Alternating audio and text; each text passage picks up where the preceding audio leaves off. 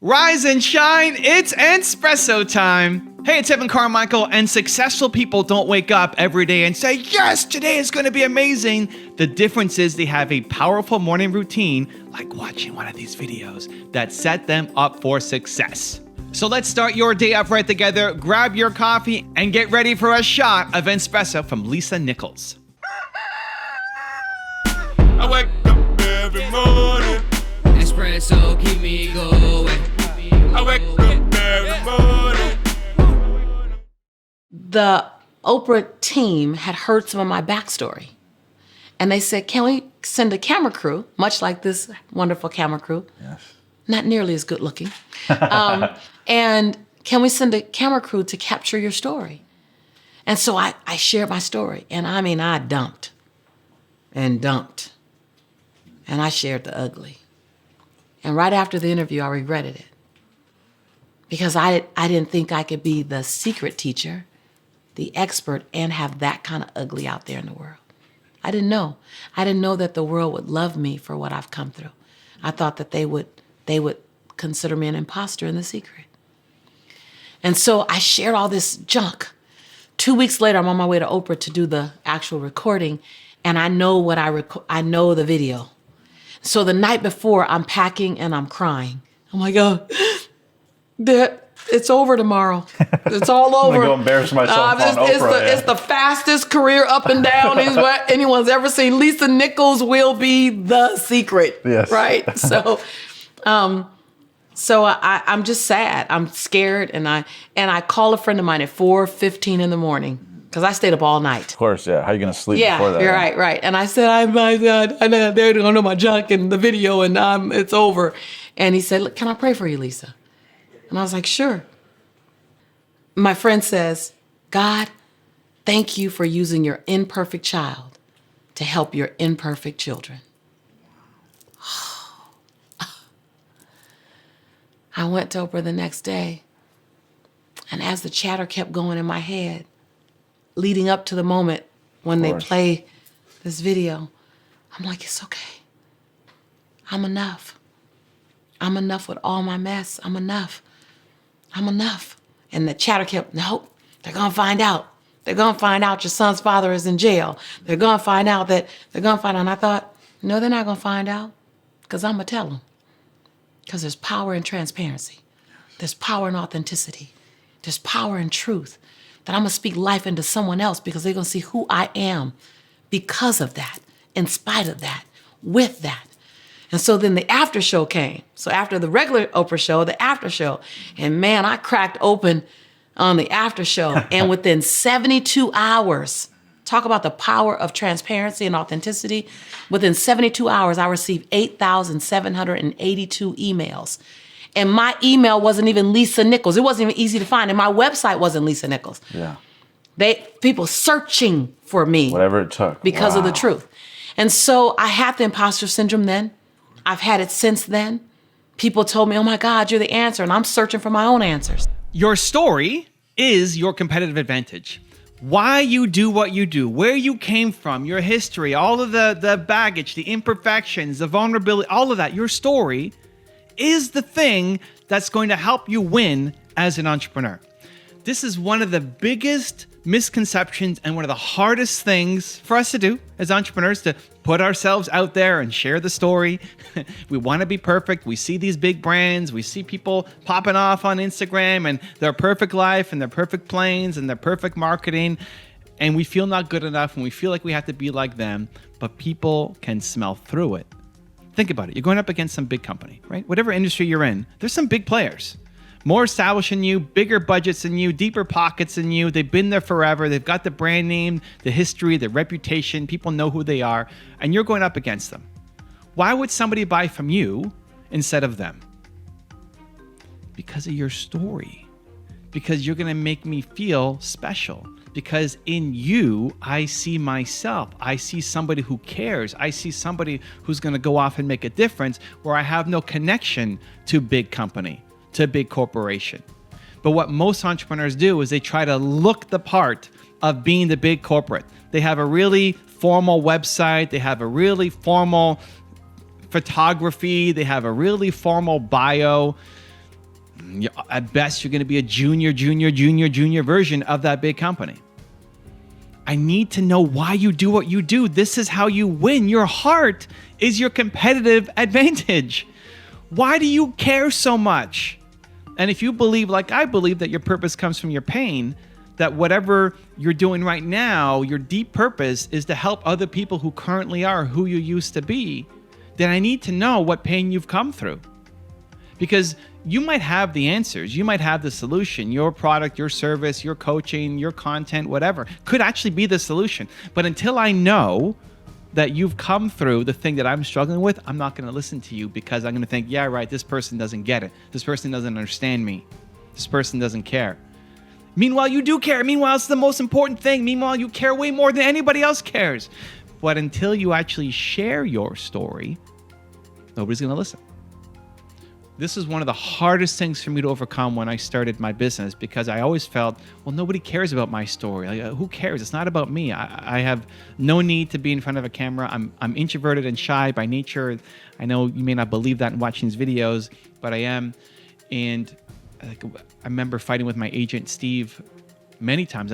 Steve, nobody cares about what I've done and my story, and I don't like the spotlight on me, so why does it matter? And after years of fighting, and hopefully what took me forever to figure out, if you guys get this in this video, you'll be way further ahead than I was when I was getting started. People learn through your story. And if you've got a message, you telling your story actually perpetuates the message. So you telling your story is not about you and your ego and how you look and how people see you and prizes and awards and anything. It's about making an impact. Because when I know that you've been through what I'm going through, or I know how much you care about something, I'm much more likely to want to hire you. So let me give you a couple examples. I remember I was doing a radio show, and when I first got started in coaching, it was through a live radio show that I was doing once a week. I remember one person calling in, and he had a landscaping business. And I asked, okay, well, what's so different about your landscaping company? Because he was frustrated that all of these teenagers and high school kids were eating up his business. Where he say, hey, we'll landscape your yard and we'll do it for minimum wage. And here he is trying to make more than minimum wage. And he's worried that he has to compete on price and he can't do it against these teenagers. And so I said, well, why do you care so much about landscaping, man? Like, why did you pick this business? And I hope for all of you, please, that you have a story, right? If you're picking a business just to make money, you've lost already. You've lost. That the entrepreneur success formula is you got to combine what you love doing with what brings value to other people. You have to love it. You have to have a story. If there's no story, you've lost. Go pick something else that you actually can't connect to. But I asked him, why did you start this business? What does it mean to you? And he said, my mom was my hero. And when I was young, she always took me out to the yard and we did landscaping together. And it's always a connection to her. And then there was a line that he said that really caught me, where he said, every lawn that I go to, every customer's lawn that I go help, I treat it like it's my mom's lawn. And right there, it's like, oh my gosh, this guy cares so much. Like, do you think the average high school, after school, summer job, do you think they care as much about your yard as this guy does, right? If he's treating it like it's his mom's garden. And by sharing that story now, you'd be willing to pay more. I'd be willing to pay him way more than a high school kid, because I think that he's going to give a way better service, provide way more value, because I understand the story. But if I just went to the website and I looked at his services and I go to some giant corporation who does it, or I go to see some teenager who does it, the websites are going to look pretty similar. The services are going to look pretty similar. But the heart and soul is the thing that's missing. That's why he's going to give the best value compared to the other extremes. Same thing for you. You love the thing that you're doing. I hope. If not, find something else. You love the thing that you're doing. I need to understand your passion. I need to see it. And you're afraid of not looking good on camera. You're afraid of not being articulate. That doesn't matter. I'm not hiring a landscaping company based off of how professional their video is. Often the more professional it is, the worse it is. Because when there's big lights and cameras and setups and everything else, you get a lot more nervous. It's like, oh my gosh, you got all these people watching me, I better deliver. And then you end up giving a really boring, fake, nervous, scared, anxiety version of your story that nobody's going to connect to. Take out your phone and press record. I don't care if there's background music or lower thirds or the perfect lights or microphone if you're a landscaping company. Now, if you're a videographer, your stuff better be on fire. It better be on point because I'm hiring you to produce video. But if you're a landscaping company or something totally different, has nothing to do with video production, the most important thing is for you to be able to get your story out there, to be creative, to be authentic, to imagine that there's somebody here that you're talking to instead of just a camera, to get your message out there. That is why people will buy from you. That is why people will connect with you. That is why people will listen to you, because they feel like you deeply, deeply, deeply, deeply care about this thing. And I know you do, but it's just not anywhere. I can't find it on your social. I can't find it on your YouTube. I can't find it on your website. I can't find it anywhere. Not the heart, because you're trying to be perfect and professional like big corporation. Your story is your competitive advantage. One of the things that really helped me was leaning into the fact that I'm shy and introverted and afraid to get in front of the camera and afraid to get on stage and no need to be famous. That's led to actually a lot of opportunities. The more I lean in on those things, the more things come to me. I remember doing a speech at Brendan Burchard's growth event, and I wasn't as myself. I was more professional. I was more just giving advice. It was great advice. People loved it. And then he invited me back to speak at his private mastermind. And now these groups are paying $30,000 to $50,000 to be in that room. So now there's a higher pressure, like the first one, the ticket was maybe $100. The ticket to this one is $30,000 to $50,000. Like, oh my gosh, extra pressure. And I just leaned in on it. I walked up on stage and I came after Dean Graziosi. So Dean spoke and then it was me. And Dean was using the Flipboard. It's like the paper beside you and you're flipping one page at a time. And I'd never used a Flipboard in any of my presentations. I've had PowerPoint in the past, or I normally just get up and talk, but I thought, okay, I'm going to try to use the Flipboard. And I didn't know how to use it. I always felt like I was blocking somebody, so I'm hiding behind the Flipboard trying to write it. And it ended up being really funny. And Brendan took me aside after, and he said, that was the best. That was so much better than you did in Arizona at my first event. And Arizona was great, but you need to lean in on your goofiness. You need to lean in on your shyness. You need to lean in on the things that make you nervous. If you're nervous, say you're nervous. If you have anxiety, say you have anxiety. I'd led with something like that. It's like, I'm scared. I'm an introvert. I'm shy, and I've got my heart beating like crazy right now, standing up here in front of all you guys. That's how I led my speech, something like that. And so leaning in on that has helped me. It's a lot more real. Yeah, it's a lot more real. So you don't feel like you have to be fake. You can just lean in on the thing that makes your heart go crazy like this. Lean in on it. If you were to make a video to say, I want to tell you my story. If I go back to the landscaping company, I want to tell you why I do what I do. And normally I hate making videos, and this makes me really anxious and nervous, and I'm scared to do this, but landscaping is just so important. It's so important to me because, and then you tell the story with the mom, wouldn't you want to hire that person? Wouldn't you want to pay more for that person, right? So leaning in on your story, on the thing that you're worried that you're going to get judged for, is the way that you're going to win. Your story is your competitive advantage. Stop trying to be perfect. Stop trying to go up against these big corporations and feel like you have to be fancy like them, where all you're doing is being boring, being vanilla, and being a junior version of them. Your story is your competitive advantage. You need to start getting it out there. The thing that makes you go boom, boom, boom, boom, boom, boom like that, that's what you have to share. And that's how you start to win. Now, I've got a special bonus clip that I think you're going to enjoy. But before that, it's time for the good deed of the day. This is something new. I believe that you're built to serve, and it feels so good to do something nice for somebody else. So good deed of the day, put down in the comments one thing that you need help with, that you're working on, that you'd love some support or guidance on. And then 2, go comment on somebody else's comment and give them some love, give them some support, give them some encouragement, maybe give them some connections, try to help them solve that problem, even if it's saying, I believe in you. That one little bit of encouragement can be the difference between somebody quitting and continuing on. So the good deed of the day, in the comments below, write down one thing that you need help on, that you're struggling with, that you're working on. And then part 2 is go give love to somebody else in the comments too, and let them know that you believe in them as well. Also, if you want to have more self-confidence and self-belief, the science says it can take up to 254 days of consecutive action for you to shift that habit forward. So I've designed a special free program to help you get more self-belief for every day. For 254 days, I will send you an email to an unlisted video that if you watch it, will shift your confidence forward. The links to join for free are in the description below. We validate who we are by what we're doing for other people. Cognitive dissonance is when you have literally thought about a version of yourself that you're not currently living right now. I say if your knees aren't knocking and your teeth aren't chattering, just a little at least, then you're not playing big enough. I love this question.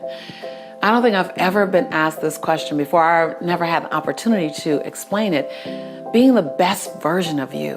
First of all, don't think of it holistic. I want you to break it down to different parts of your life. Because when you are committed to being the best version of you, which in summary, it's the you that you're so incredibly proud of holistically. It's a 360 approach. It says, I'm not perfect. So best does not mean the perfect version of you. Because I think perfection and balance are two illusions that are designed to help you keep chasing something that's not even attainable. So perfect is not attainable and balance is not attainable. So it's perfectly managing my imperfection and releasing balance and having harmony, number one. But the best version of you is really saying that in each area of my life, I'm in movement. In each area of my life, I'm in evolution. In each area of my life, I'm active. I am actively participating in an upwardly mobile way in this area of my life, times every area of my life. It doesn't necessarily mean that you're always where you want to be, but it does mean that you're being responsible, you're being active, and you're being proactive. Finances, that you're looking at your numbers. Just this morning, I ran my credit score again. I want to see what's on it. I want to be actively participating in my financial growth. I looked at my savings. I looked at my life insurance. I just looked at my long-term plan. Not necessarily because I want to buy another house or I want to buy a car. I just want to be on top of it. I want to be responsible for it. And then health and wellness. Just yesterday, I was talking to Matt and going, Matt, it's time for us to do another health and wellness campaign. I don't necessarily want to do it. And it slightly to moderately scares me a bit when I'm bringing my fitness into a public conversation. But I know the responsible me, the best version of Lisa, is saying, hold me accountable. Hold me accountable to my fitness goals. Hold me accountable to my total wellness goals. And then last week, I was just sitting with someone saying, you know what? I need to go down the list of all the checkups that I've had. I need to make sure I'm not missing anything. Relationships. I just said to a girlfriend yesterday, hold me accountable. Hold me accountable to not running. I realize that I run well and I run smoothly. I run like a gazelle sometimes when it comes to relationships. It doesn't even look like I'm running because I'm so busy. So I asked someone who knows me, who knows the love that I want, who knows my sexy excuses. I need you to hold me accountable. When I say this, I want you to question it. And so while there's so much growth in every area of my life, I'm being the best version that I know to be because I'm active in every single area. I'm not saying I'm being the best or I am the best. Please don't get me wrong with that. I'm just saying to be the best version of myself. So when you look at being the best version of yourself, look at each part of your life and go, what am I actively doing? Where you feel like I'm in the game in this area. I'm not resigned and I'm not praying for it to go right. Or I'm not in resignation and in complaint about it. I'm not a victim to that relationship. I'm not a victim to my finances. I'm not a victim to the relationships in my family. I'm an active part of creating what's occurring. And it can always get better, but I'm an active part. That's being the best version of you. And waking up each morning and saying, I like me today. I got many things I can work on, but I like me today. Before you ever go out on Facebook or any other social media platform to check to see if anyone else like you, your job is to like you first. And every other like is bonus. That's stepping into the best version of you. Setting long-term goals that make your knees knock a little bit and make your teeth chatter a little bit. Those goals that you don't know exactly how you're going to get it done, but it's something that you want to get done. It stretches you, but it doesn't stress you. Your goals are supposed to stretch you, not stress you. Those things, that combination. And when you live in that capacity and you focus and you operate in that one, that's when you're living and being the best version of you. I love to go back and share some of my favorite memories with you, my fondest. And what I realized, they're actually my most moving memories. One happened over 12 years ago. I was in Toronto, Canada with Margaret. And this gentleman walked up to me, standing about 6'2", Caucasian man in his mid-40s. And he looked at me and he goes, Lisa, I have a problem with you. I said, you do? And my heart started to beat. I'm like, oh my God, someone doesn't like me. What did I say wrong in their eyes? And how is this gonna play out? And he goes, I have a problem. I really have a problem. And I said, okay, how can I help you? He said, I'm an atheist. I don't believe in God. I'm fine not believing in God. I'm comfortable. I prefer not to believe in God. I don't believe that there's a God. And I said, okay, what's your problem? He said, my problem is I love you. I love everything about you. I love the energy you come with. I love the way you speak. I love what I feel when I'm listening to you talk. He said, and you keep referring to this God as your source. And I don't believe in God. So that's my problem. And I said, sir, I'm sorry. I'm not sure where your problem lies. I said, if you don't believe in God, you have that right. If you love me, I'm excited because you can feel that I love you too. And he looked at me and he goes, so let me get this straight. This is not the part where you try to convert me or try to tell me how wrong I am, or you try to explain to me about your God so that I can begin to believe like you believe. This is not that part. You're not going to do that? And I looked up at him. I said, why would I do that? You're committed to whatever you believe in. My job is to honor your belief system. And he goes, see, you're doing that thing again that's making me love you more. That's my problem. But I know you believe in God. I said, that's not a problem. Why don't you keep believing in me and loving me? I'll keep believing in God and loving God, and we'll keep having this great experience. After I said that, he just grabbed me and he hugged me and he held me. And I knew somehow he was holding on to possibility. That's what I choose to tell myself. He was holding on to the love that he could feel from me, the palatable, non-judgmental, non-persecuting love. And in that moment, I couldn't feel more joy. As I held that man, I couldn't feel more joy.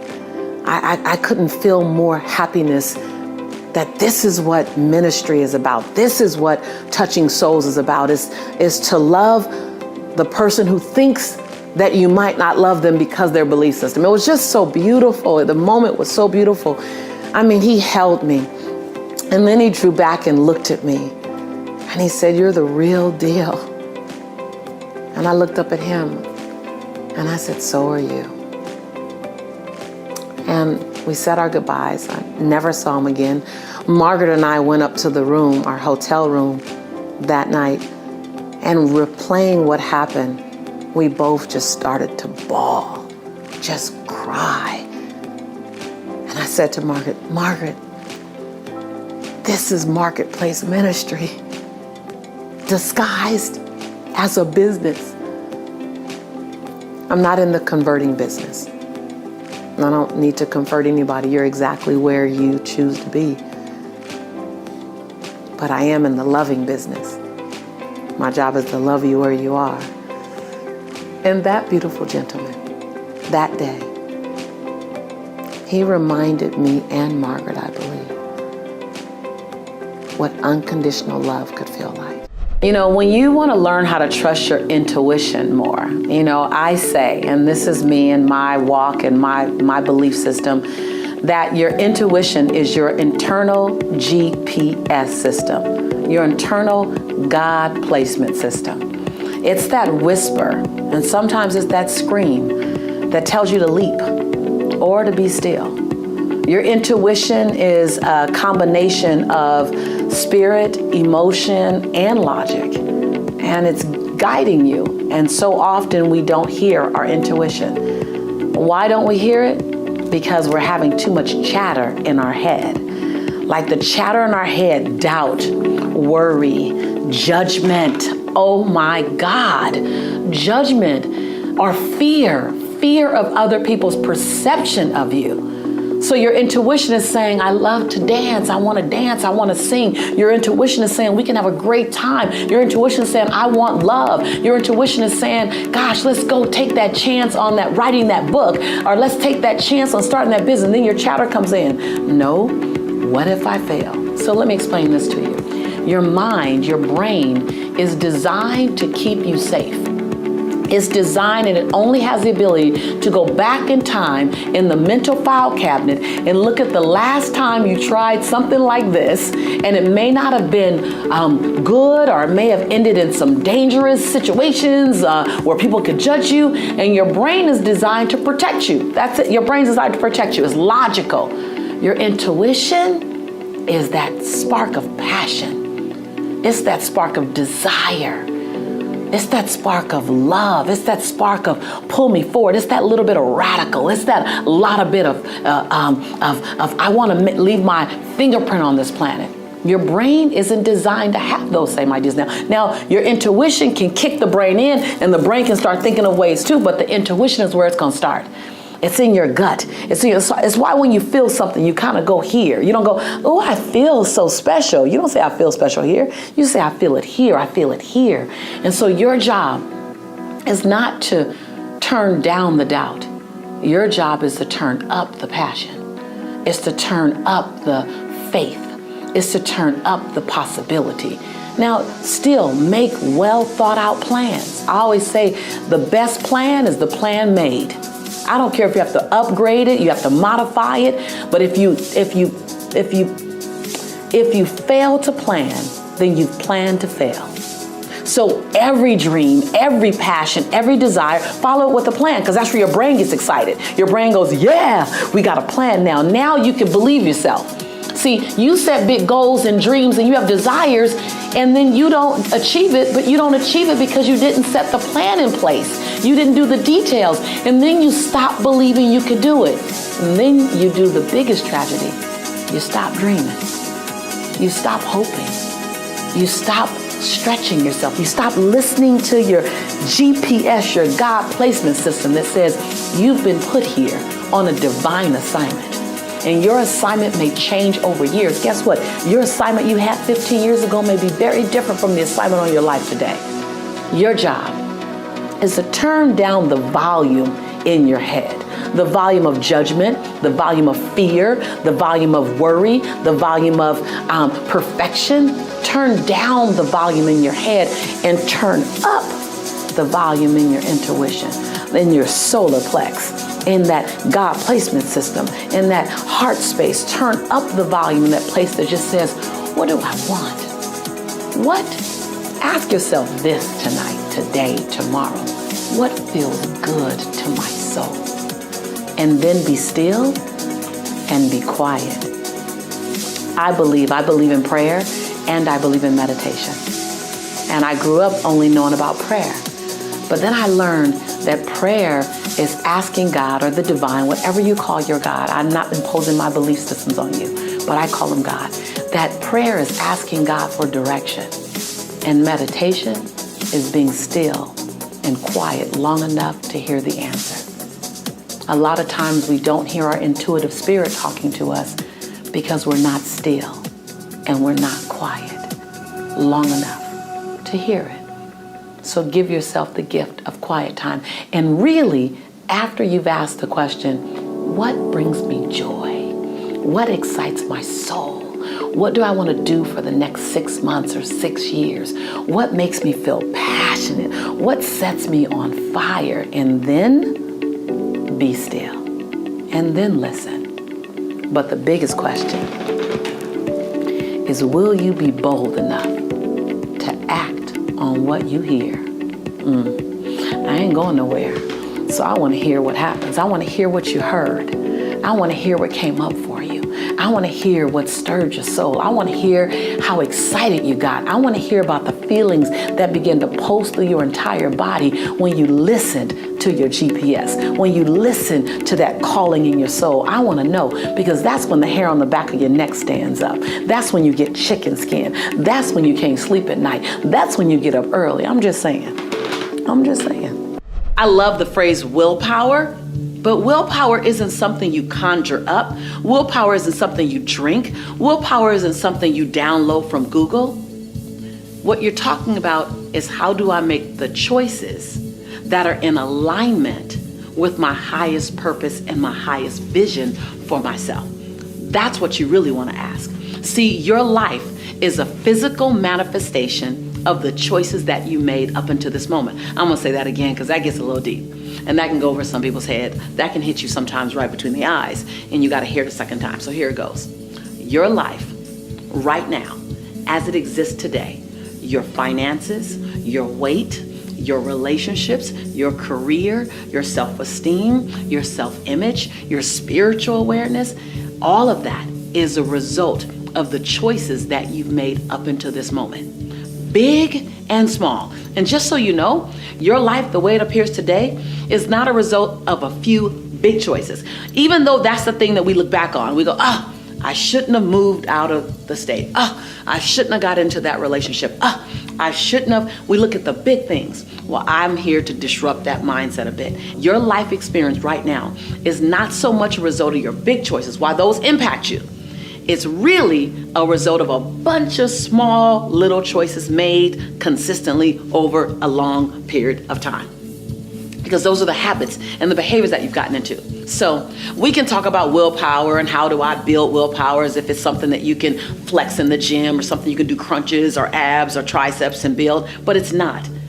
The question you should ask, the answer you should be seeking is, what does it take to make my choices become in alignment with the life that I say I want to live? Now, when you say choices, it makes it really sobering, because even when you choose to sit down on yourself, it was a choice.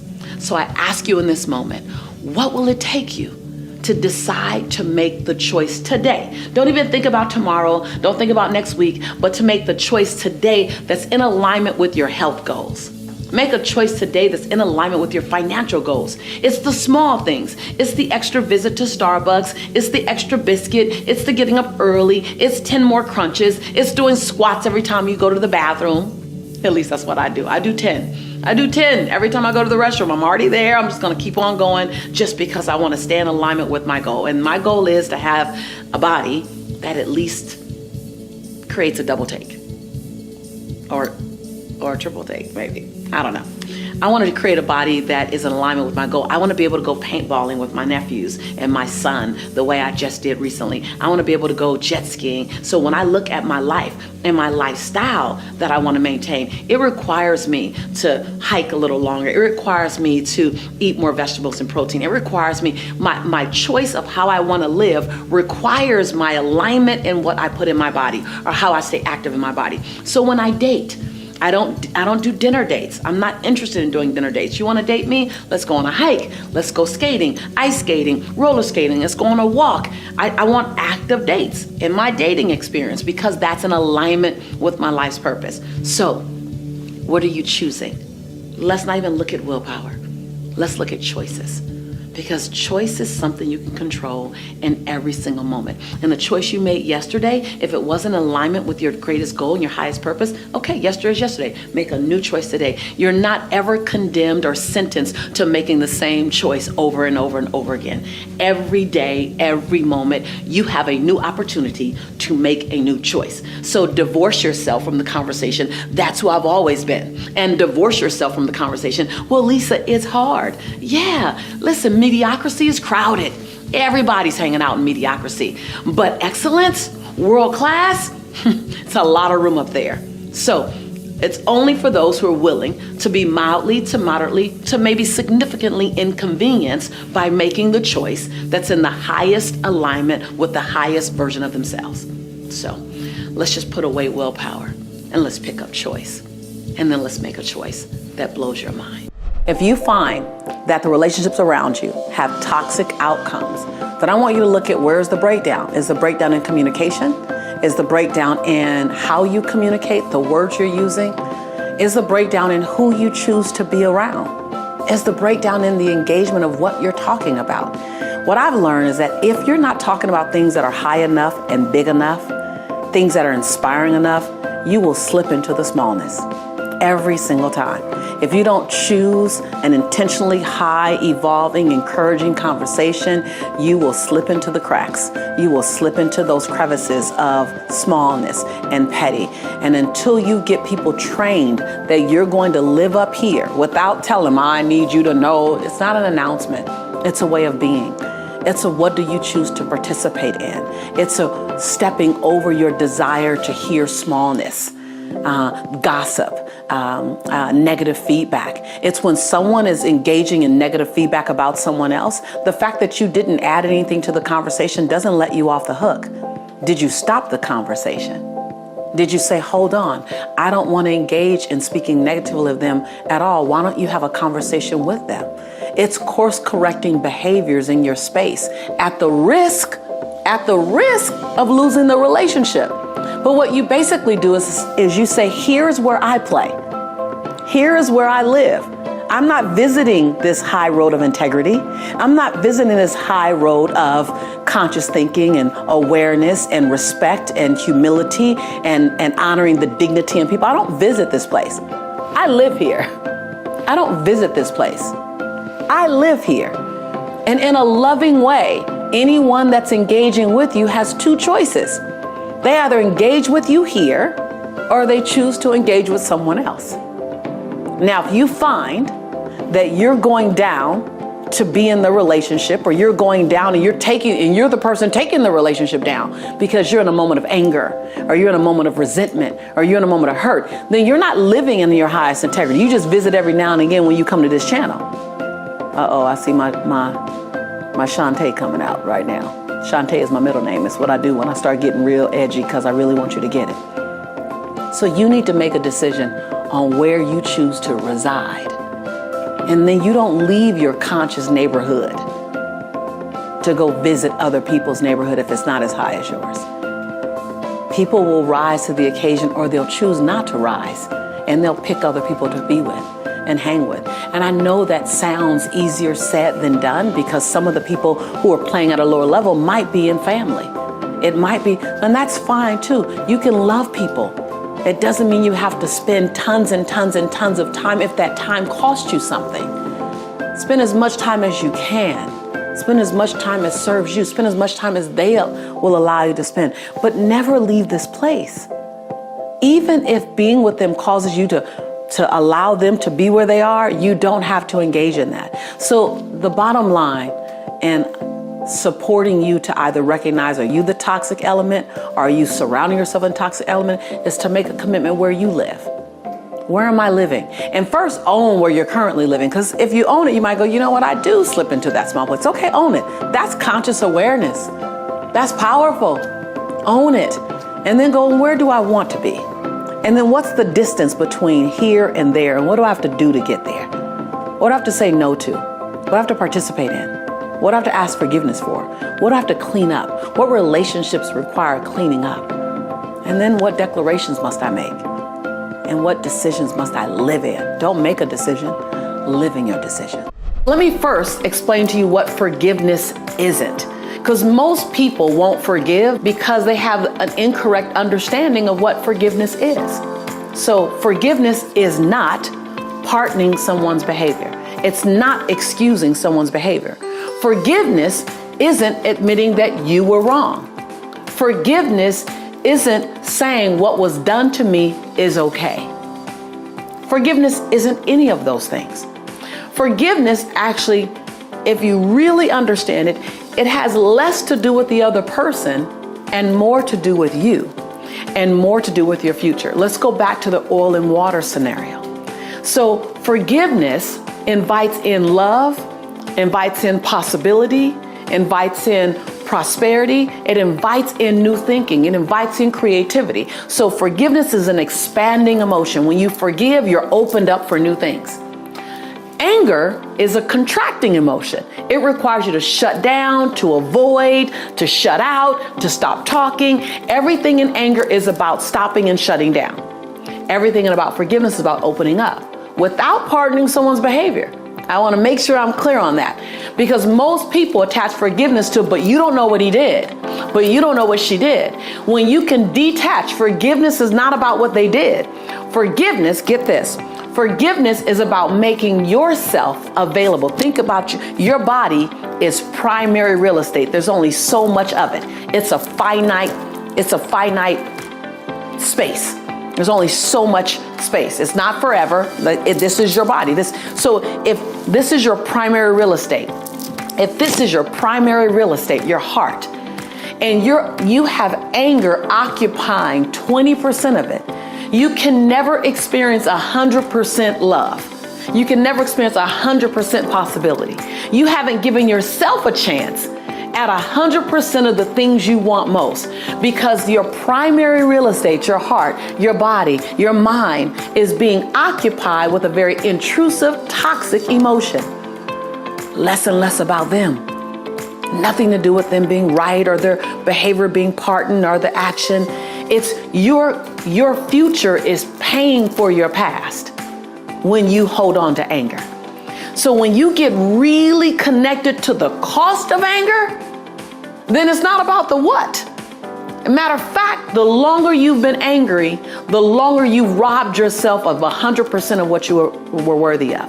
And if someone's betrayed you, if someone's hurt you, then you over everyone deserve 100% love, 100% possibility, 100%. But it requires forgiveness. And in many cases, it's forgiveness of yourself. In many cases, the person you've been angry at the longest is yourself. And the same rule applies when it comes to you. Over the years, I've had to learn how to disconnect myself from people, how to pull away, how to move on without what I call Benihana in people. Now, I don't know if you remember, but if you ever go to a Benihana restaurant, they have those sharp knives and they kind of go, and you don't even know that the zucchini is like all diced up until they move it and then everything is cut apart.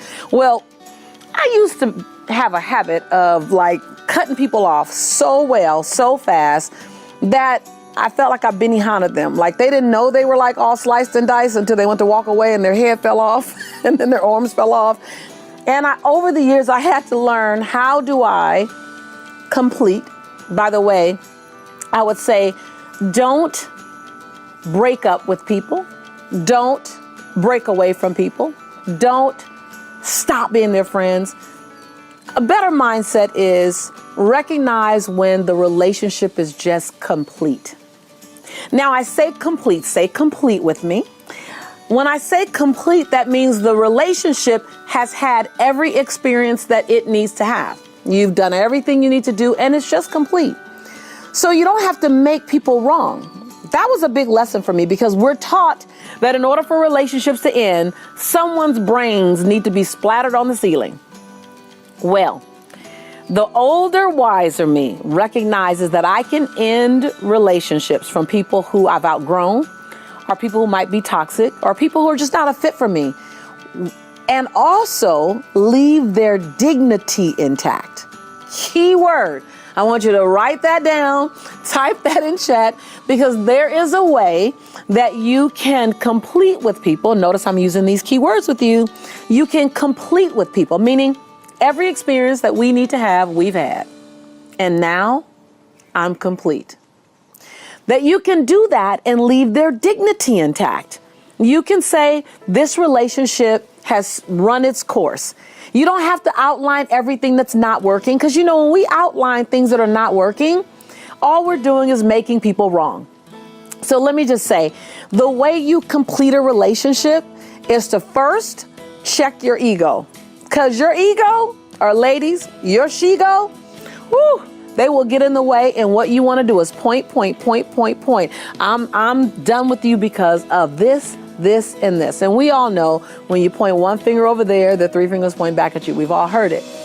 But more importantly than that is, can you give people the gift? If you're really on this journey called transformation, can you give people the gift of completing a relationship with them while leaving their dignity intact? Let me show you how, because I had to learn this one. So you want to write this down. So number one, when you go into a relationship, when you go into a conversation, number one, when you go into a conversation that needs a course correction or that you're going to complete with, you don't want to go in and say, I have to talk to you about something. Something isn't working, because you're neutral. So you go into that relationship already at zero. You're neutral. Now follow me with this. You got to really pay attention. So eliminate all distractions right now. You don't want to go into a relationship that's going to be difficult at neutral. You want to go into the relationship at plus. Okay? So you might hear some noise in the background. Don't worry about that. I'm sitting in my backyard. It's summertime. I have kids playing. It's summertime. They're free. Waterfalls are flowing. So I'm not going to bother to stop the recording so we have a perfect situation. Life ain't perfect. I'm going to keep going because you need this lesson like some people need life at times, right? So you go into a conversation at zero when you say, I need to talk to you about something. Instead, I want you to think of it this way. When you go in at zero and then you say, what's wrong? I need to talk to you. This doesn't work for me. This doesn't work for me. Every time you say this doesn't work for me, you go down one notch. -1, -2, -3, right? Most people do that. Almost everyone does that. Look, we need to talk. As soon as you say that, people are like, oh, what? And then you go on to all the things that don't work for you, right? Well, that takes them down. -1, -2, -3. You never get back up, which is why brain splatter ends up on the ceiling, because you can never get up to neutral again. You started and you took them down, and you guys couldn't get back out. Let's try this. So I want you to get a piece of paper out, and I want you to write zero and draw a line like it's a guiding line, and write zero right in the center of that line. And then write -1, -2, -3 below the line. Instead of starting with, I need to talk to you about something, and going into what's wrong, I want you to start every challenging conversation, and I want you to take them up, plus them. Think about it, +3 me, +3 me, +3 me, right? Which means I need to talk to you about something.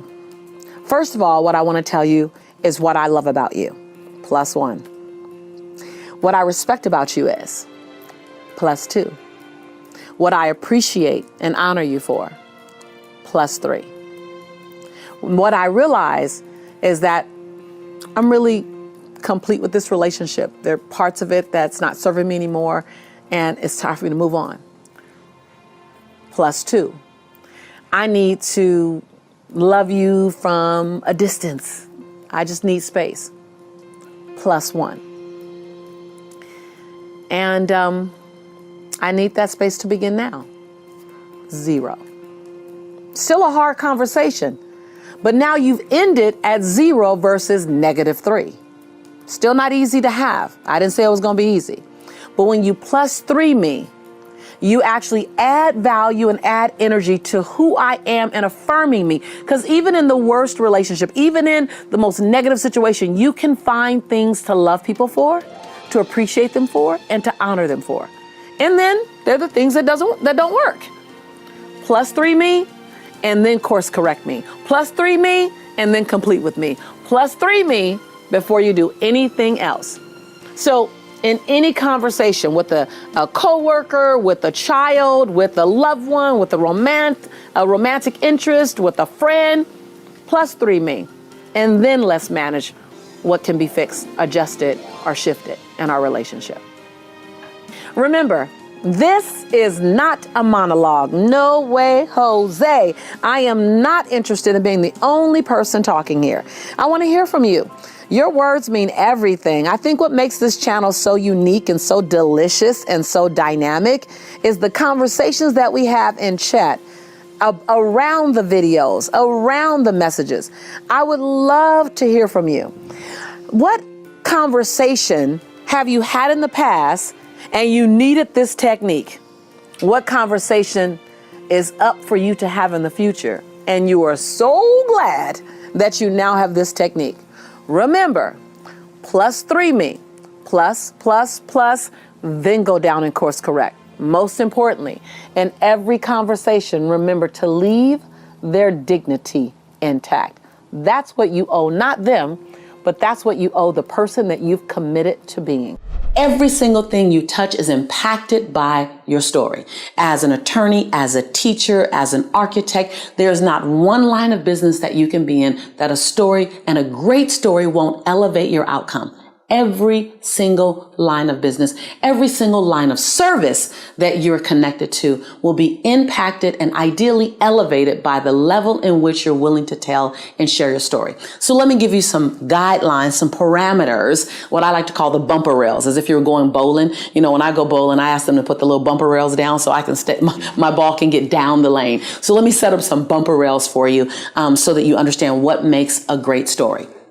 So one is the willingness to take risk. Most people, Vishen, when they're telling a story, they don't want to take a risk. So the story has its limits on how high it'll go or how deep it'll go. And when you have that, then you're really not at that part that's going to touch my soul. So being willing to take a risk, being clear and concise with your stories. A great story is a show me story, not a tell me story. Now, this is the distinction that's the game changer for most. Most people are telling a story. They say, so let me just share with you a little bit of my story, and I'll tell you and then I'll show you. So as I was building my life, there was a time in my life that was very difficult. It was very challenging. True story. Very difficult, very challenging, very uncomfortable. I didn't have a lot of money. I didn't have a lot of hope, and things just looked dismal. At some point, I had to turn my life around. At some point, I made the decision that life had to get better. I'm telling you that. It's decent. You learn about me. Then if I were to show you that story, I would say 6 days a week, I had to eat beanies and weenies.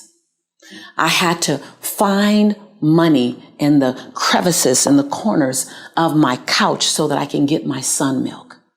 There were times when my heart would beat fast just at what am I going to have tomorrow? At some point, I got sick and tired of my own story. Is this going to be my future? No, I can't handle it. Notice the difference in that second story. Wow.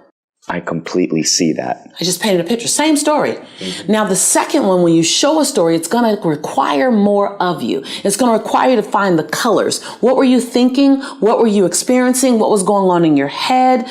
Instead of telling me you look for money, turn and point. Now, this is anywhere. This is anywhere you are doing anything. I promise you, you become a great storyteller and you will captivate your audience no matter what you're doing. I've captivated investors. I've captivated students. I've captivated educators because I was willing to show the story. I call it unpacking the story, Vishen. Being willing to tell me, what were you thinking? What were you feeling? What were you seeing? Think about a story as an oral movie. And so in an oral movie, think when you're looking at a movie, the first thing they do is they identify what state of time it is. Is it futuristic? Is it in the now? Was it back in the day? You notice that based on what people are wearing, how they're talking. So paint that picture for me. Take me to that environment. Set the backdrop up for me. Show me what you're going through. Instead of saying I was angry, you can tell me you were angry. But when you say the hair on the back of my neck was standing up, I felt the fumes exiting my nose. I thought that my chest was going to pop and I was going to say something that I'd regret forever. Ooh, you just showed me you were angry. Take that extra time to unpack it. Why will most people not do that? Because it requires a level of vulnerability that we're not willing to share. When you look at prioritizing, it really lives in, and I'm gonna say this word, and you're probably not gonna wanna hear it, but when I tell you it's a game changer, when you master, and just for now, begin to operate inside of time management. I used to resist time management because I'm a free spirit / people would call me a rebel back in the day, meaning I didn't want to be controlled. I'm a butterfly. I wanted to soar. I wanted to be free. Well, the reality is that when you manage your time more effectively, you actually create more freedom. That was a huge aha for me. Somebody's gonna BOL right now, like breakthrough out loud. Because when you time manage, meaning, I'm gonna use better blocks of my time. Let me give you some examples for that. I'm gonna use better blocks of my time, meaning I'm only gonna go in my email 3 times a day. I go on my email about 9:30, between 9:20 and 9:40, I go on my email. I stay in my email for 30 minutes. I'll go back in my email about 3 o'clock in the afternoon. I stay in my email again for about 30 minutes.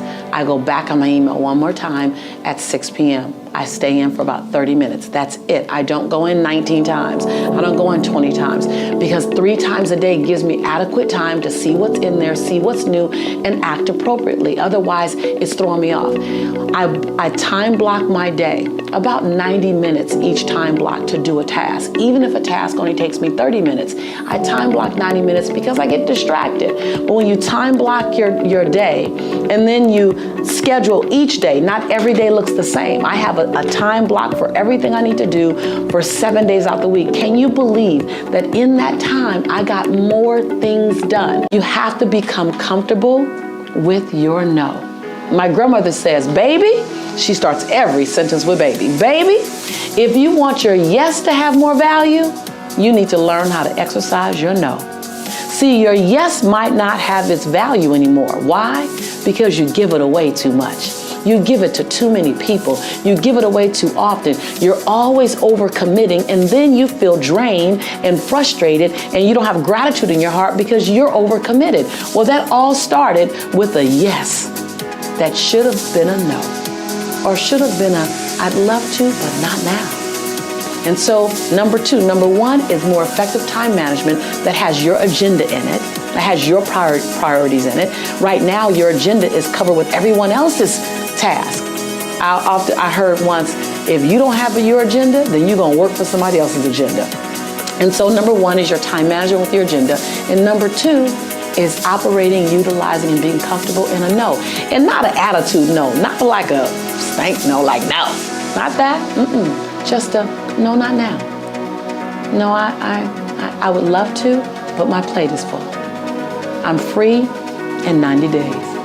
Just don't make, no energy, just not now. Don't be surprised when everyone comes to you. You're great, you're amazing, you're brilliant. Look at you, you're on this channel, so you know you're smart. You want a better life, you want an abundant life. Of course you're here, of course everyone wants you. And your priorities matter. So the third thing is to remember, it's your job to fill your own tank. It's your job to fulfill your own dreams. It's your job to write the story that you're going to want to read. It's your job. So the responsibility of your dreams coming true does not belong to your husband, does not belong to your man, does not belong to your woman or to your children.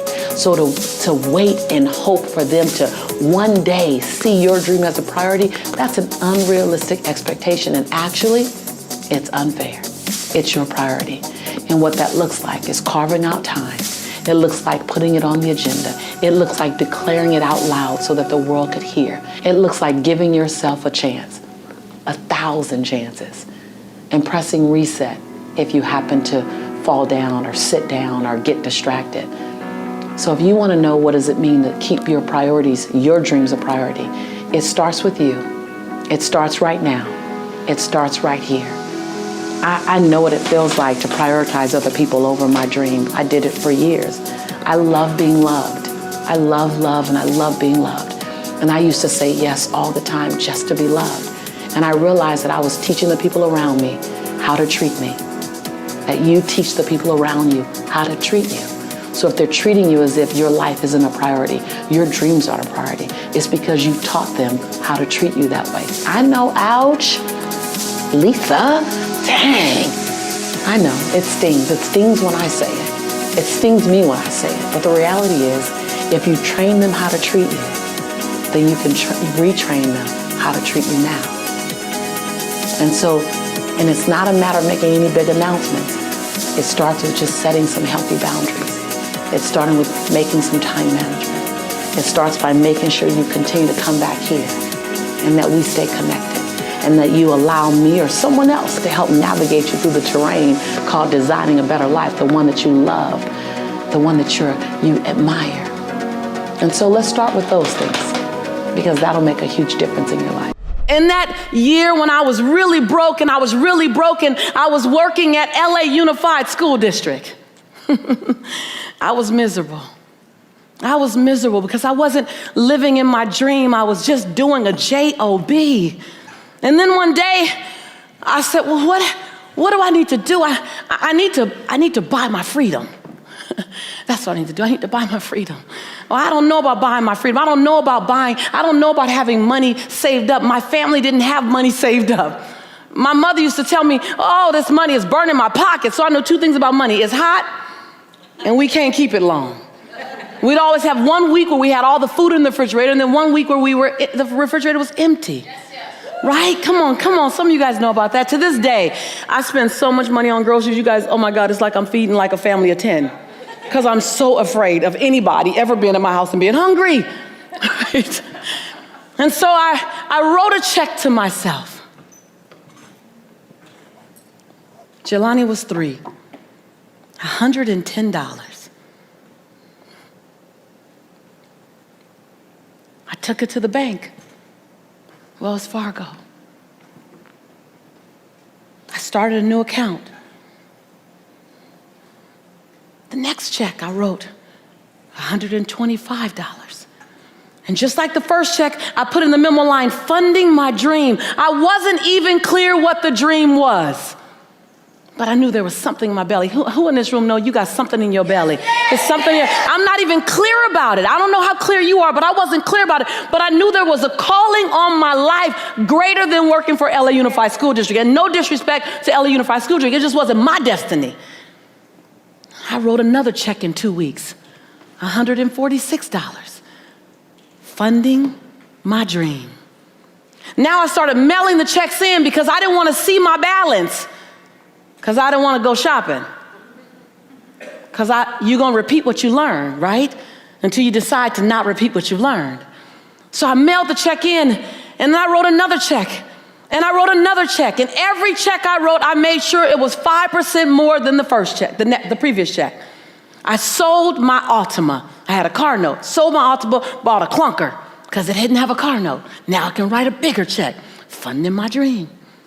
I moved out of my 3-bedroom, 3-bath house and moved in, became a roommate with my friend who smoked. I put towels at the base of the door so the smoke wouldn't come through the door. I was willing to be inconvenienced, are you? I'm just saying, I'm just showing you the story the charge I just gave you. I stopped getting my hair done. That was when I started going natural. I stopped going out. I stopped going out dancing. I stopped going out to dinners.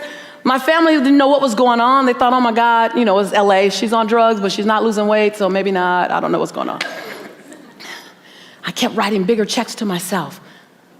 $900. $900. I mailed it to Wells Fargo, funding my dream. $1,100. Mailed it to Wells Fargo, funding my dream. I still wasn't clear what the dream was.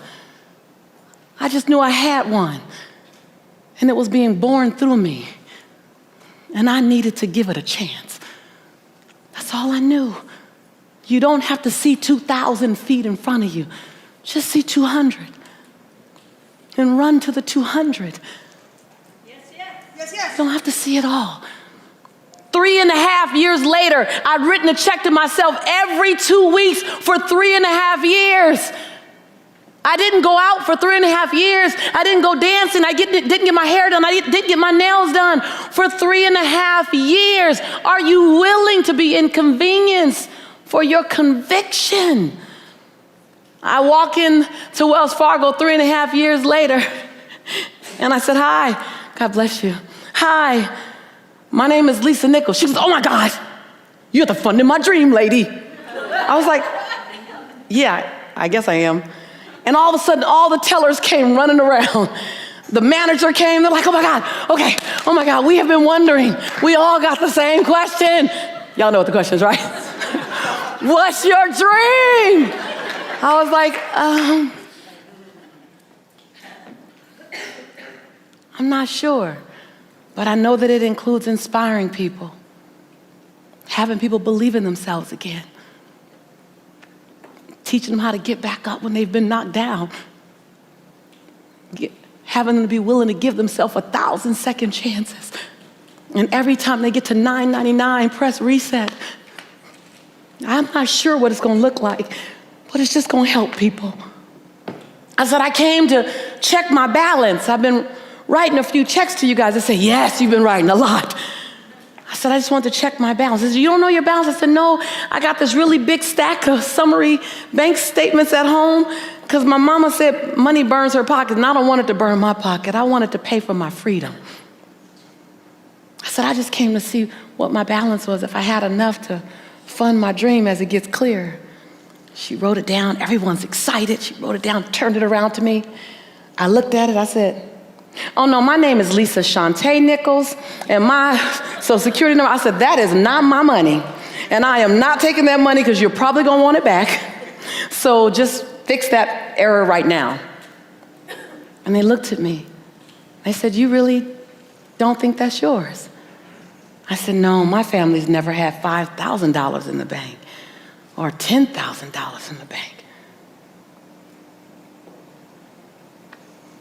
That's $62,500 in the bank. They said, Miss Nichols, and everyone teared up. The manager teared up, the tellers teared up. They said, Miss Nichols, whatever your dream is, I think you can fund it now. I looked at my son, Jelani, who now is 5 or 6, and I said, Jelani, our lives are gonna be a little different now, baby. Jelani said, yeah, Mommy, can we now go to McDonald's? See, for 3 years I've been telling Jelani, I'll make you a Big Mac. Mama makes Big Macs better than McDonald's. And so it began with a $110 check. So I don't know what yours is.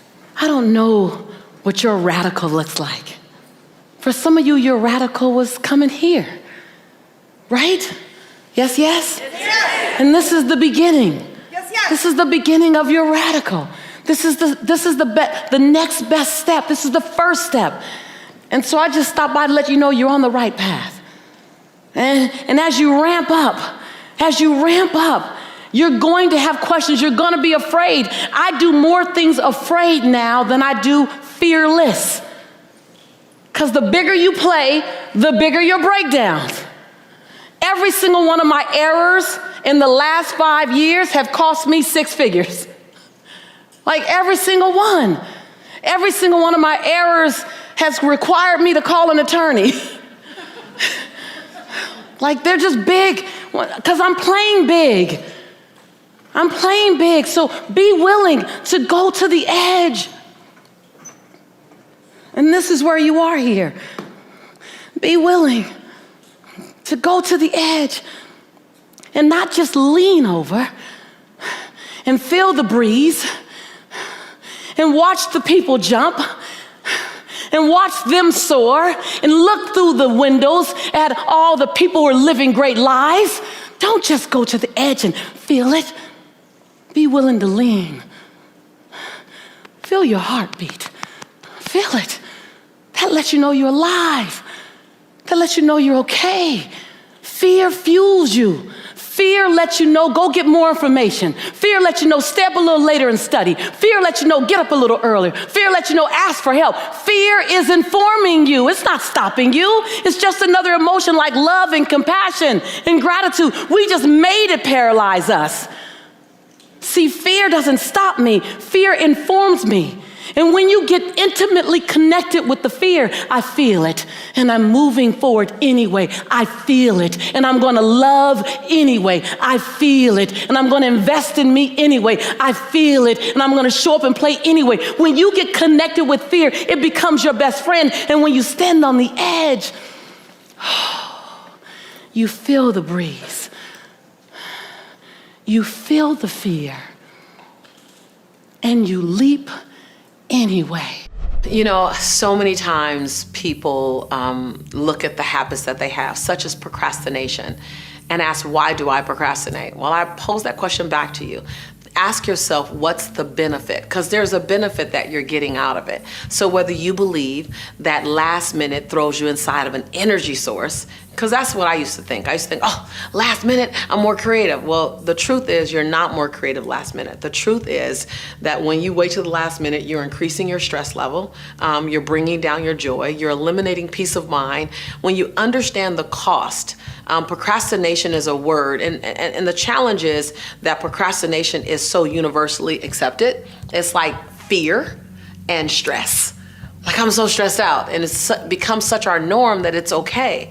Well, ask yourself the question, what's the price that I pay? Because I believe any behavior that you don't want any longer, the way that the catalyst to change is recognizing the price.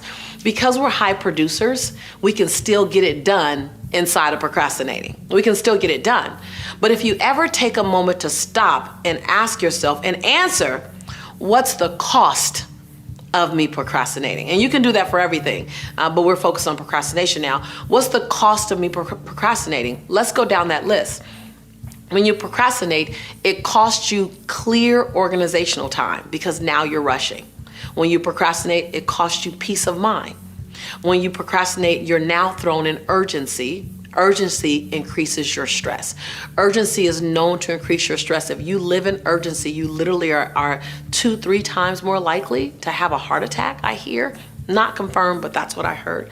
So if you live in this pace of urgency all the time because of a behavior that you can modify, think about it.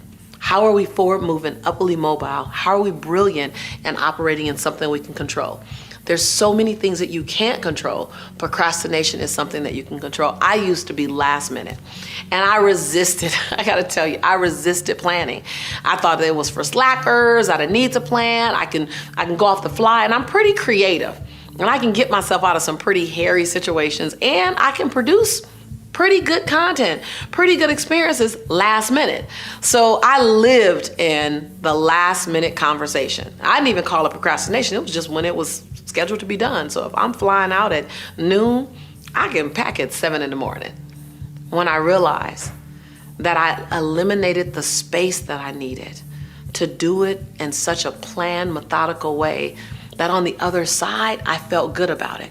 When you wait to the last minute to do anything, you've now taken the joy away that comes with having the space to do it in a timeline that's effective. But here's the other thing. I ask you, what are you proving to yourself when you can get it done at the last minute? What are you proving to yourself? Because there's some form of proving or denying, or there's something going on that you still need to do. Especially if you know how to plan in other areas of your life. You can't be a part-time planner, part-time strategist, part-time person who's prepared, and then in this other area you're not. No, now you're making a choice. So why do you choose to procrastinate? What do you believe it's giving you? And if you found out that it's not really giving you what you thought it's giving you, or if you found out that procrastination is giving you a whole lot more than you bargained for, it's giving you stress. It's giving you the non-gift of urgency. It's giving you all these things that you go, oh, I didn't know all that comes with it. Yeah, and the challenge is you manage all that well. And because you manage it well, you think it's okay to have it. Can we give you more peace of mind? I packed the same exact clothes for a trip. I simply packed for the trip 72 hours in advance. So the final 72 hours that I have, I can use that relaxing, or I can use that planning something else. But when I'm in urgency packing, and I've been there plenty of times, I lose the creativity, I lose the peace of mind, and I lose a little bit of joy. Because now I'm bumped up against a deadline that's so intense, and it's a non-negotiable deadline, if I back away from that deadline and I give space and grace and ease, it actually is a form of self-love. I know that sounds crazy, that planning and not procrastinating is a form of self-love. But see, when you procrastinate, you're putting that thing you need to do last, which really is putting you last again. So if you procrastinate, you're putting yourself last. It's not the only time you put yourself last. It's a behavior and a habit that you do. So I ask, can you move yourself up to the top? You might not put yourself first, but can you put yourself second? I'm gonna shoot for first. Procrastination and overcoming procrastination. You're talking to a recovering procrastinator. That when I moved from procrastination to better planning, I felt the grace and ease and space in my life. I still had the same hours in the day. I just organized them differently. I just set better priorities, more effective priorities. That you're not supposed to enjoy the experience when you get there. You're supposed to enjoy the experience and the journey getting there. And when you move from procrastination to planning, to time management, and time management is a fact. Time management has a direct impact on procrastination. If it matters to you, it should find its way in your calendar. It should find its way. When I'm going on a trip, I have pack in my calendar. I have it packed in my calendar 4 days before I'm leaving, so that if I run out of time and it takes me a whole day to get to packing, I'm still 3 days early. It took a long time to learn that. Procrastination is showing up for you last. Are you willing to show up for you first? Are you willing to trust if you can do a good job at the last minute? What can you do if you planned it out in a more effective way? What can you do? If you just live this next season on what could I do if I search for the best and brightest version of myself? Procrastination will be on the list of one of the things you modify to discover the best and brightest and most brilliant version of yourself. Christy talked about affirmations. Abundant thinkers understand the power of I am. Anything after the word I am is true to your unconscious mind, Michael. Anything. Anything after I am. Anything after I am. Even if you know it's not true, your conscious mind will believe it. Anything after I am. So the use of affirmations is very intentional and very consistent. I was diagnosed as clinically depressed in 2001.